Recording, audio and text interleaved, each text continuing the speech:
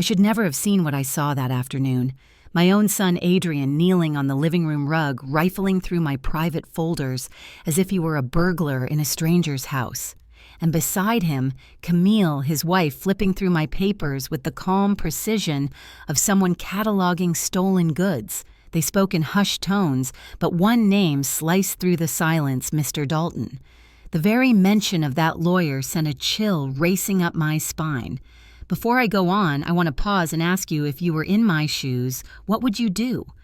Please share your feelings down in the comments and let me know what city or country you're watching from.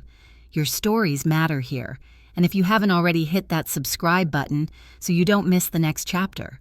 We are building a community where we face the hardest truths together. My name is Isabella Torres.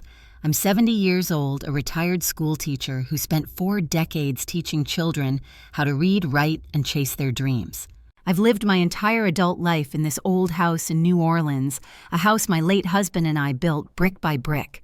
For years, it was filled with warmth music and the smell of Sunday gumbo.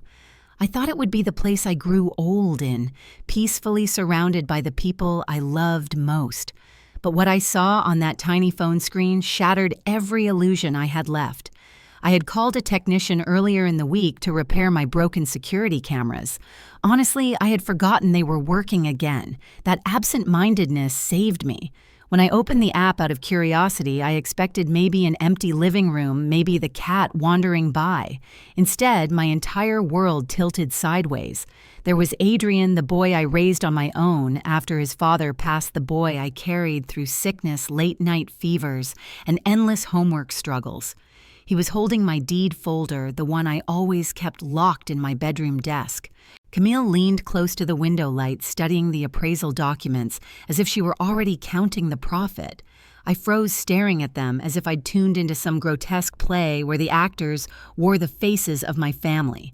They weren't supposed to be home. They had told me they were out running errands. Yet here they were, speaking in voices low and sharp. "Dalton said we need the original deed," Camille murmured. Adrian's reply was tight with frustration. "She's meticulous. Everything has a place.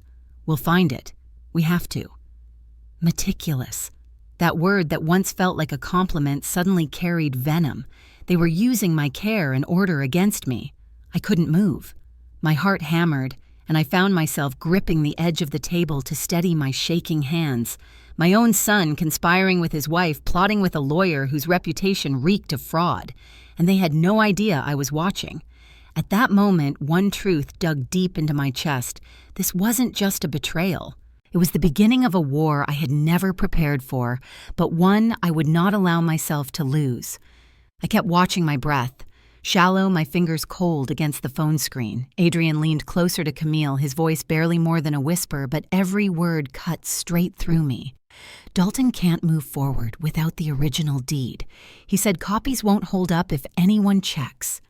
Camille's tone carried none of the hesitation I longed for. She didn't sound like a daughter-in-law trying to help. She sounded like a partner in crime. "That house is worth over $750,000, Adrian," Dalton told us himself. "Once it's in our names, we can finally stop living off your mother's scraps." Scraps. That single word slammed into my chest harder than any insult I'd ever received. The pension I sacrificed to share with them each month, the meals I cooked, the roof over their heads, it was all reduced to scraps. I sat frozen in my chair, staring at the little screen, as if it were some cruel mirror reflecting a truth I had never wanted to face. This house wasn't just a building.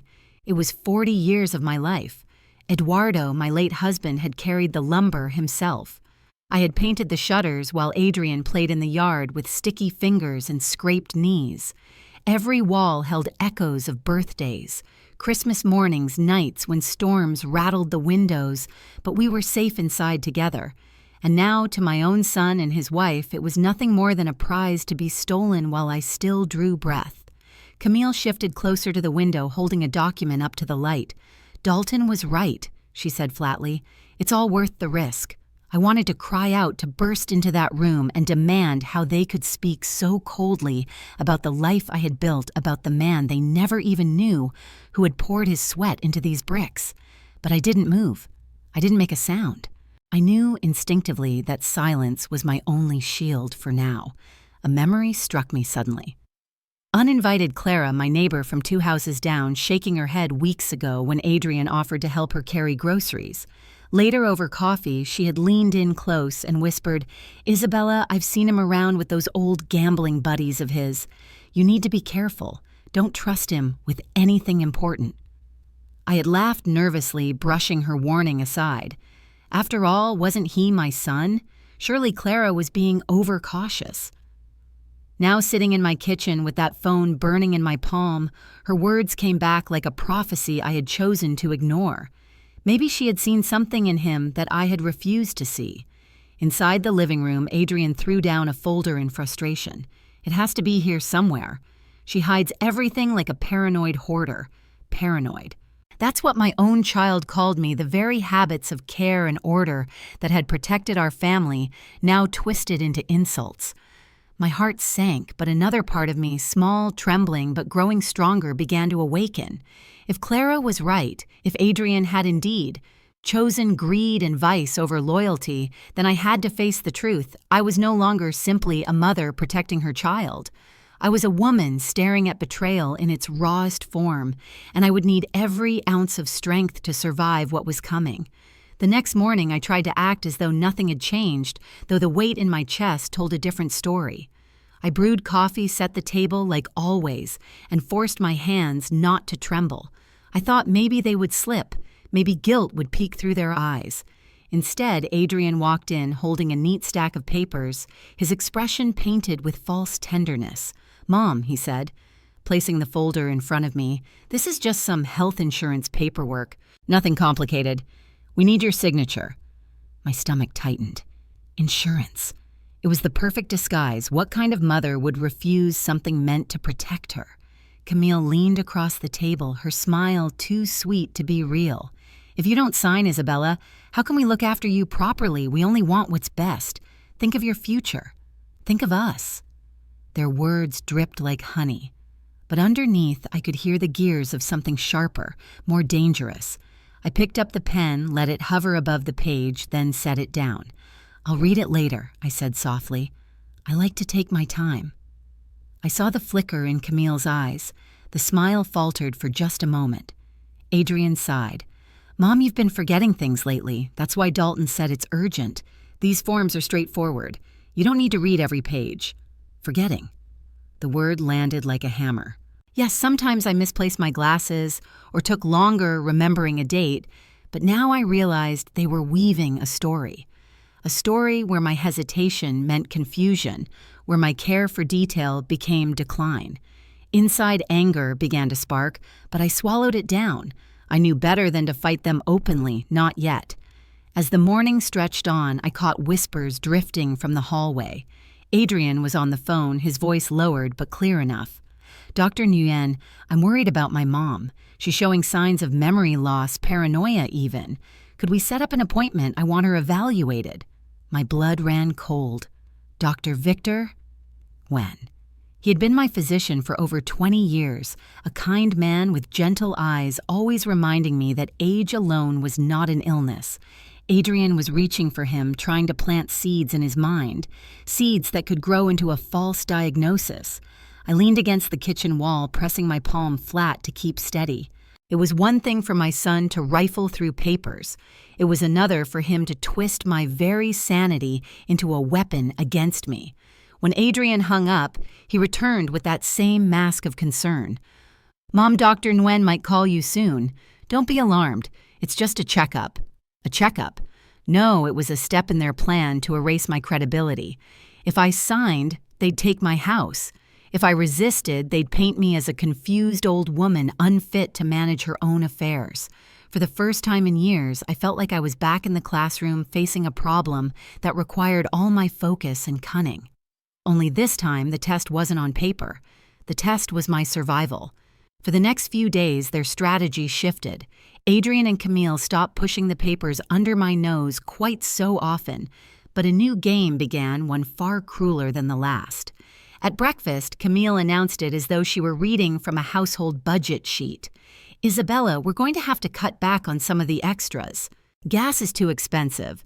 From now on, we can't drive you to your doctor's appointments unless it's an emergency. And about those vitamins you like, they're just not in the budget anymore."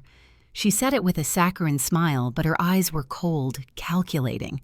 I nodded, my spoon resting halfway to my mouth. I knew better than to argue in that moment, but my chest tightened. They weren't simply saving money. They were shrinking my world one convenience at a time. 2 days later, I overheard Adrian on the phone, again, his voice low and matter-of-fact.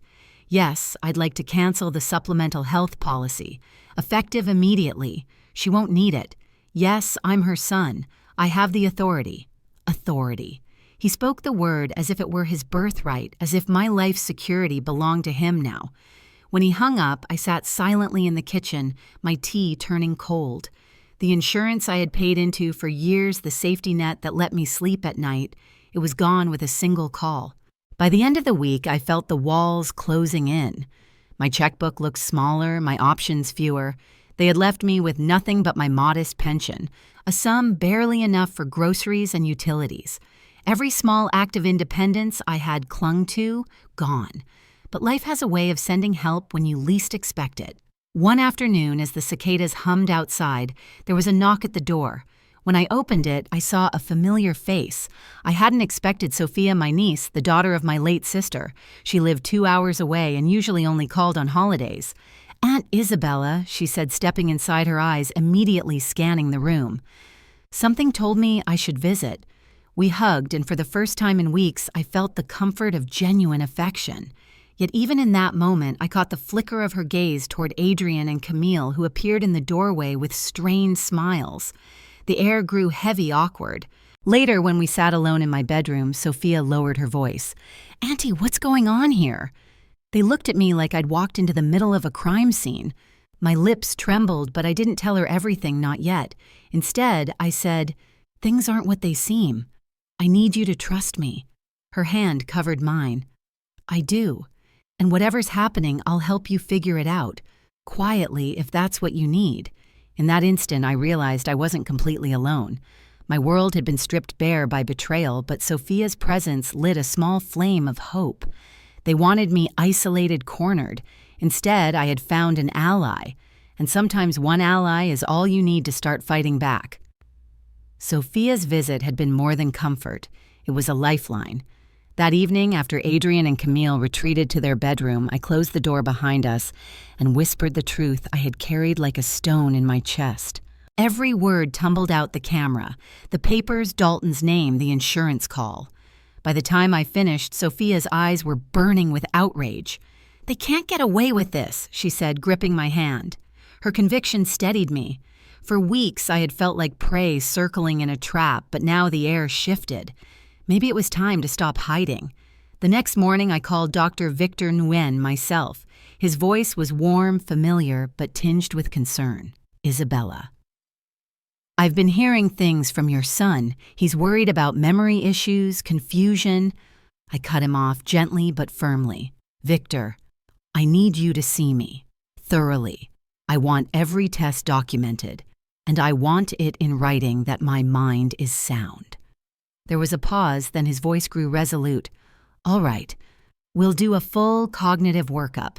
If you're asking, I'll make sure the record speaks clearly." When I hung up, I felt a small measure of control return, like a teacher reclaiming her classroom. But Sophia wasn't done. She leaned close, her voice low. "There's someone you should meet.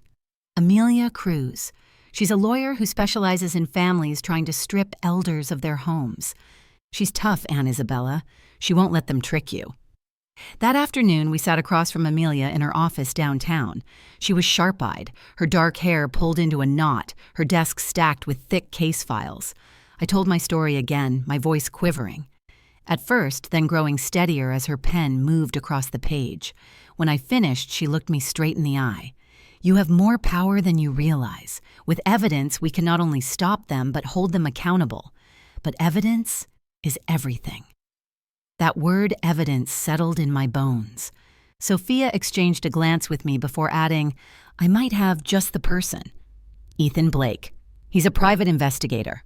I trust him."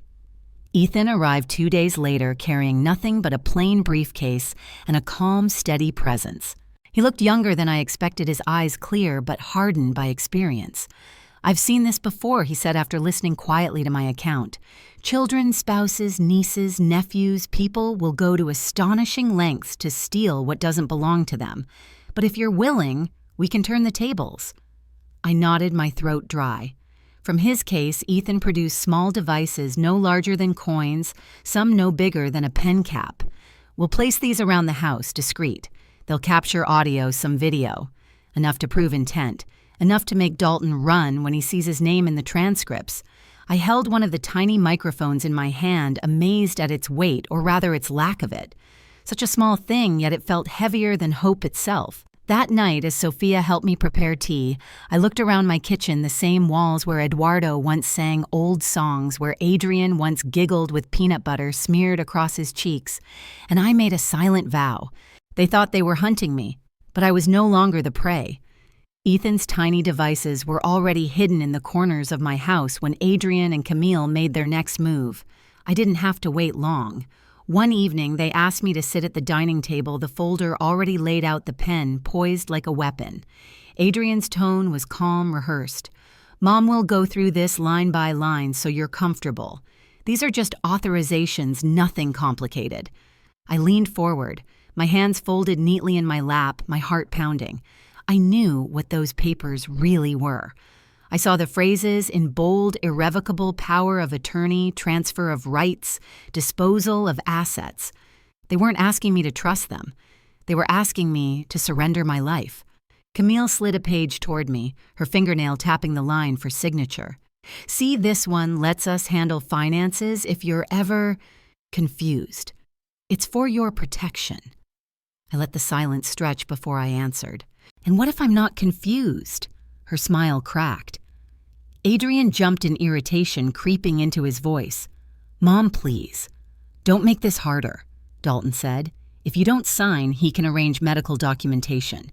You'll end up in a care facility before you know it." My throat tightened, but I forced myself to breathe slowly to keep the mask of hesitation on my face. Inside, I burned. My son, my own flesh and blood, threatening me with a fabricated diagnosis if I didn't comply. What they didn't know was that Ethan and Amelia were parked just down the street, headphones on recording every word. I picked up the pen, let it hover above the line, then lowered it deliberately. "I'd like more time," I whispered. Adrian's chair screeched against the floor as he leaned forward, voice low and sharp. "You don't have time." The tension snapped suddenly when the front door rattled open. A man stepped inside without knocking, his voice booming. "Adrian, you owe me." It was Luis, a face from Adrian's past I hadn't seen in years. He smelled of cheap liquor, his shirt wrinkled, his eyes desperate. Camille leapt to her feet. "Get out, Luis. This isn't the time." But Luis ignored her, slamming his fist on the table. "You promised me a cut once you had the money, $750,000, remember? Don't you dare back out now." The room froze. My stomach twisted as Adrian's face drained of color. In that one careless outburst, Luis had spoken the truth aloud, clear, undeniable, damning. I sat back slowly, my pulse racing. I didn't have to say a word. Every microphone hidden in that room had captured Luis's accusation, Adrian's silence, Camille's panic. Proof. Solid proof. As Luis stormed out cursing, I glanced at the folder still spread across the table. Adrian's hand shook as he gathered the papers, muttering excuses. But I no longer heard him. In my mind, a new clarity took shape. They weren't just cornering me anymore. They were cornering themselves. The net was tightening, and this time it wasn't around me. Luis's words still echoed through the house long after the door slammed shut. Adrian paced like a cornered animal, his hands running through his hair. Camille hissed at him under her breath, but I caught every word. "Pull it together. She's right here. Make her sign before this spirals." Adrian turned back toward me, his face pale yet rigid. "Mom, enough games. Sign it, now." I lifted the pen with trembling fingers, letting him believe I was finally surrendering. My heart beat in my ears. I lowered the nib to the page, but stopped just short of the line, leaving the space untouched. To Adrian and Camille, it might have looked like hesitation. To me, it was survival.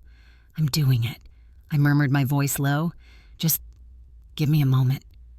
Before either could push me further, the sound of heavy footsteps filled the hallway. The front door swung open.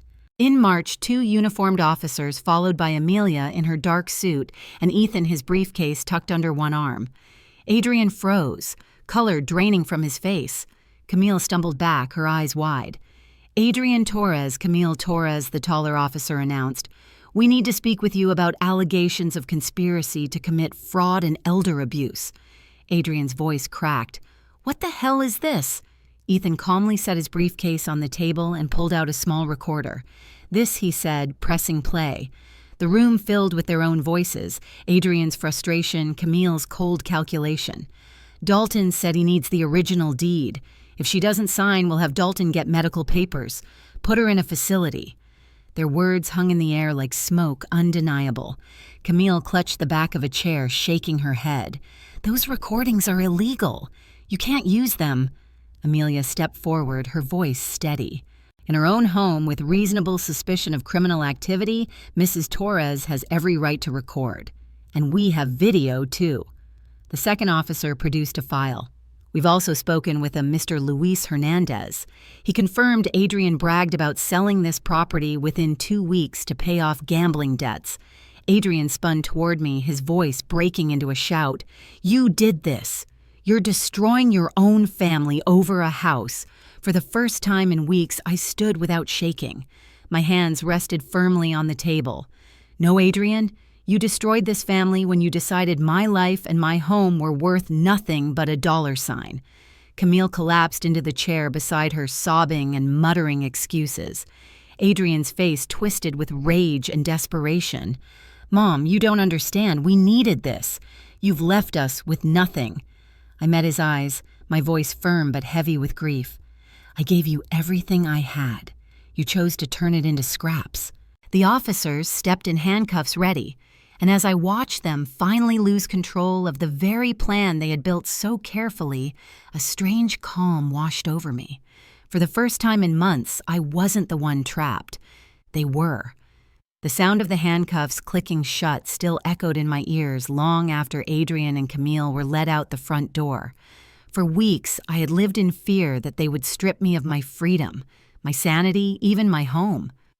Now, watching the squad car pull away, I felt something I hadn't felt in months: stillness. The charges came swiftly: conspiracy to commit fraud, attempted forgery, financial exploitation of an elder. And when investigators followed the trail back to Dalton, the so-called lawyer, the picture widened. He wasn't just my enemy, he had orchestrated similar schemes against other families, stealing homes from widows and retirees. My case lit the fuse that finally brought him under the full weight of the law. But victory didn't feel like triumph. It felt like grief and relief braided together. My son was in jail, his wife too. The people I had once welcomed into my home as family had left it in handcuffs. There was no joy in that, only the quiet knowledge that justice, however painful, had been done. In the days that followed, Sophia stayed close. She made coffee in the mornings, helped me sort through papers, and filled the silence with her steady presence. Sometimes I caught her watching me with the worried eyes of someone who had seen too much too young. I would smile back, reminding her and myself that I was still here, still strong.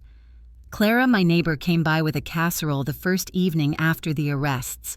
She squeezed my hand and whispered, "I told you something was off. But you were brave, Isabella. Braver than most." At night, I sat in my armchair by the window, listening to the old oak trees creak in the Louisiana wind. This house, with all its worn corners and memories, had been nearly stolen. But now, it was mine, again, fully mine. Not because of a deed or a signature, but because I had chosen to defend it with every ounce of my will. I thought about Eduardo, about the boy Adrian once was, before ambition and weakness twisted him. The ache of loss was sharp, but so was the clarity. Blood may tie us together, but it does not guarantee loyalty. Family, I realized, isn't defined by shared DNA or last names scribbled on a document. Family is the neighbor who warns you when she senses danger. Family is the niece who drives 2 hours to stand by your side. Family is anyone who refuses to sell you out for a price. The quiet of the house felt different now, not oppressive, not lonely, but peaceful. I was no longer prey in my own home. I was the keeper of it, the witness to its history, the protector of its future. And when I looked around at the familiar walls and breathed in the air of my own freedom, I knew this truth as deeply as anything I had ever taught in my classroom. Sometimes survival means letting go of those you thought you couldn't live without, and embracing those who choose to love you without condition.